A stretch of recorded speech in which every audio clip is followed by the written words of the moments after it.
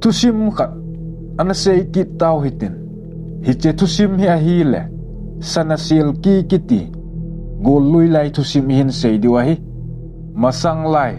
ipu ipa teu khang lai hin khosung khat a do thei kiti pasal khat ana omen hi che pa hin so pi pasal gu anejin ama puma mi sagi a hiwin chule ama hi alen pe na hin lung ki to ta le ki ngai lutai na cheng khomovin a u pau thu angai je wachun a u pa vin jong a so pi te cho lung se din hi che je chun gam sunga chun lung mong te na cheng khomun hi ti chun do thein jong ni khat he hi ti hin agel tan tu ni hin kei thita jong leng khonung le gam sung le gam gi ki che ta he theina diwin midang khuna gam legu alut lo na ding le chen mun ge mun dep ta hin ki sim theina diwin tin ni khat hi anaw te zo se puizin agam sungu cho ga chon chiluvin a hul tu ta vin a hi agamu cho let be se je chun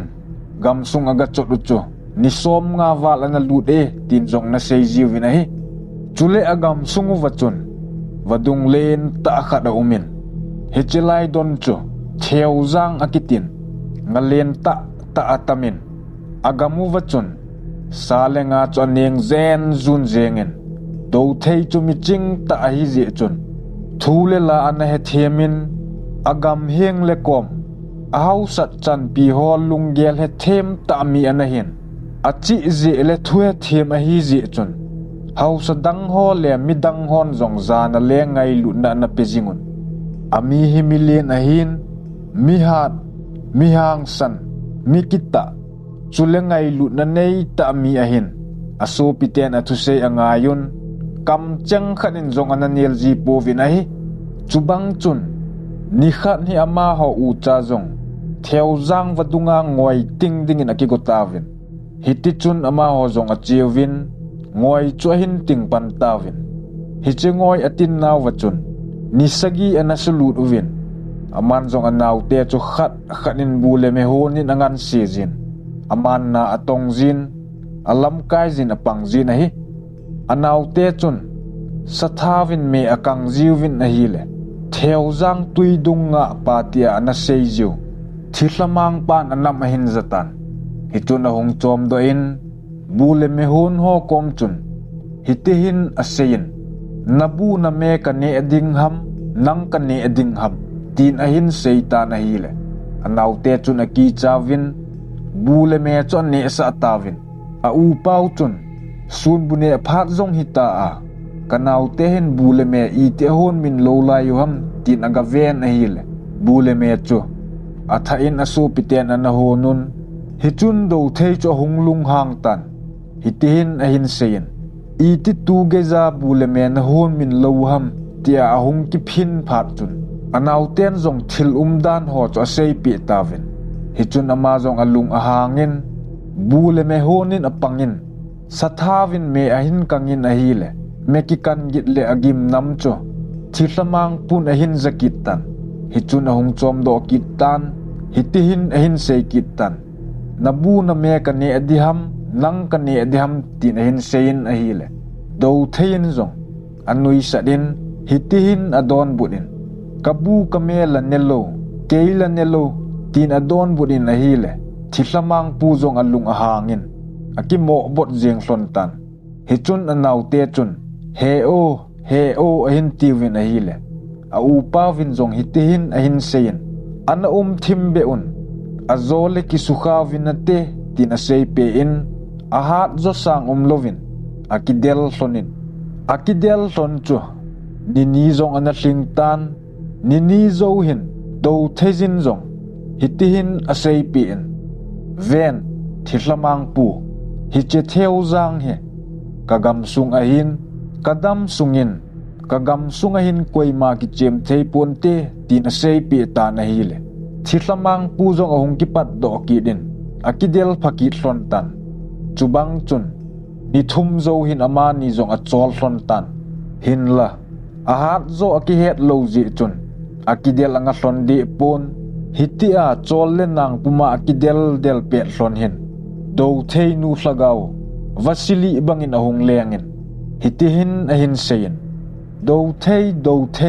nasa a phoi sa cho tin ahin sei pin hi chun do thein zong thisamang pu to akidel pe a hi wang chun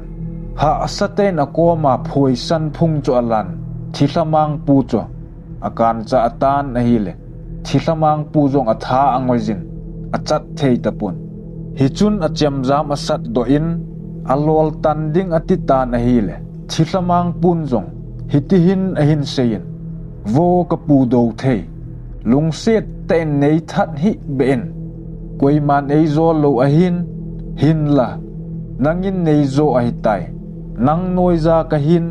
nei tha sangin kasana sil ki hi kila tan tin ahin sein ahi le hi chun do thein zong adon burin sana sil ki chu i pia panga na hin khu khela nei pe gut ham tin adong tan hi chun thisamang pun zong hitihin ahin sei pin idei de iseza hung hen itia sana sil ki chu i to kha le hung jeng thei ahi tin a sei pi ta na hi hitia a sei do jeng phat chun ahin khu le sana sil ki hlet ding cho ki nop tu hlon tan hi chun thisamang pun asana sil ki cho gala do in do thei cho pe do tan hiti chun ngoi cho ting ki un atin zo phat un do thein zong asana sil ki ahin ki pu in aso pi te chu to in lam zone in hong ki le ki ta vina hi che phat chun aso pi te chun a u pau sana sil ki koi cho thang siwin ni khat ne anaw te zong a ki ho hliwin a u pau do thei chu tha do a anei ago chang se la gam le go chu le sana sil ki chu ki hop dingin a ki ho hlutawin chu bang chun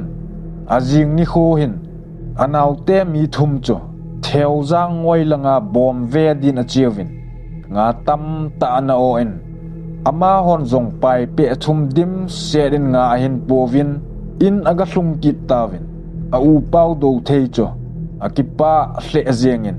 kilung to ta angai to zo se le to zo se azo theu chu aven akipa pi hle azengin hin la hi cheni cho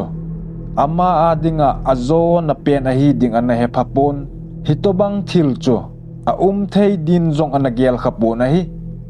hiti chun nga me chu tui te na ki honun ki pa ta le thanom ta in anaw te chu bu ane apin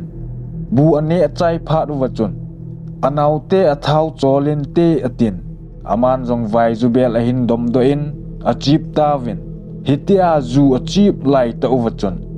anaw te chun lung thim a bolun a ki kham thu sa un a u pau chu a het kha lo bangin a bolun a ki thovin a tu timun teng che na sun li tawin a hi hiti chun jing kho zong a hongwa kitan do thei thi thu chu gam tin a ki thang su tan mi pi a ki khomun koi tha ham a kho lovin hin la aso piten ana im mang tawin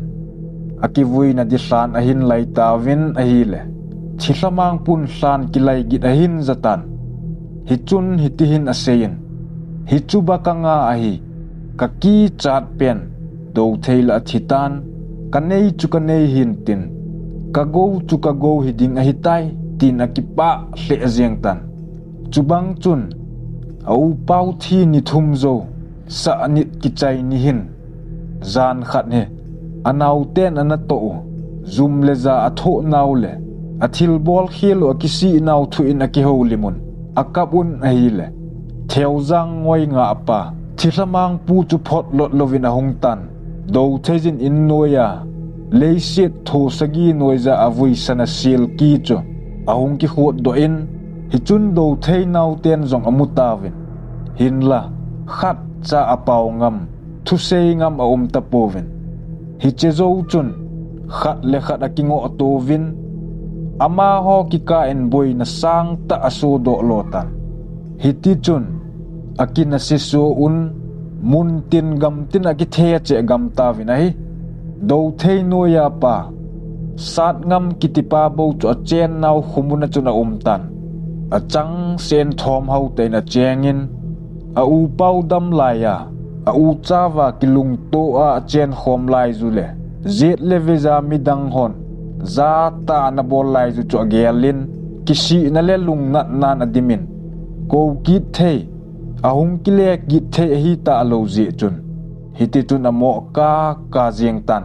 a u pau za lo hela na su mang ni uwa pat chun upa din mun tu thei ta povin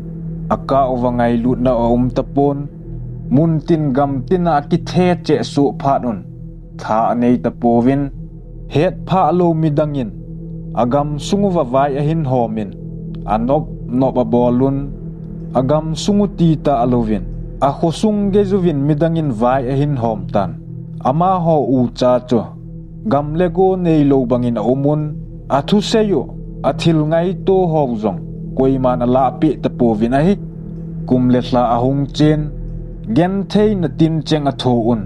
in le lo zieng zong a nei ta povin a u pau chunga a thil se bolun a le thu un mizo se mu da le nui sadin ta vin a hi thusim a ki chai tai